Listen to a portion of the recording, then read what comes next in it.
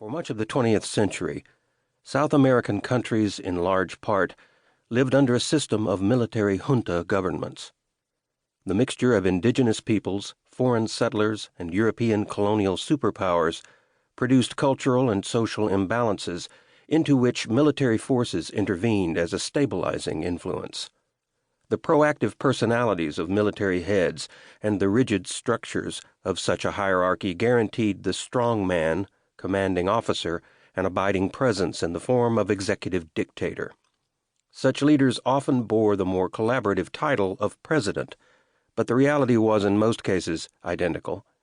Likewise, the gap between rich and poor was often vast, and a disappearance of the middle class fed a frequent urge for revolution, reenergizing the military's intent to stop it.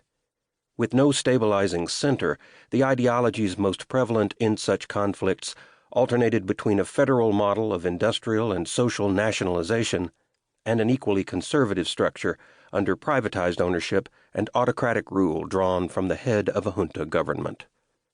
Whichever belief system was in play for the major industrial nations of the continent, a constant bombardment of foreign influence pushed the people of states such as Chile, Brazil, Argentina, and others toward overthrow in one direction or the other.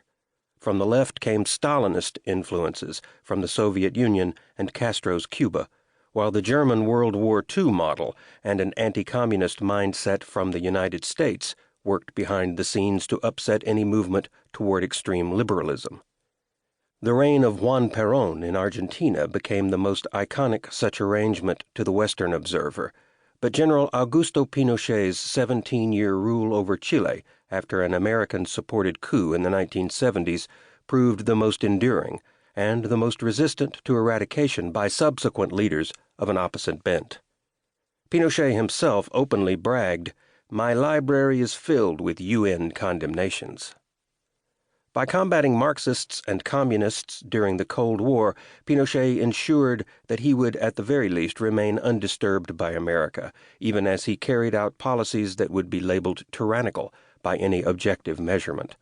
As writer Jacob C. Hornberger put it while analyzing appraisals of Pinochet based on political background, "Terror in the name of fighting terror is a grave criminal offense against humanity, no matter what economic philosophy the state terrorist happens to hold." Having achieved unusual longevity, and with new legal cases being opened well past his death in 2006, Pinochet has continued to play a part in Chilean politics through a vast array of unfinished business surrounding his political life.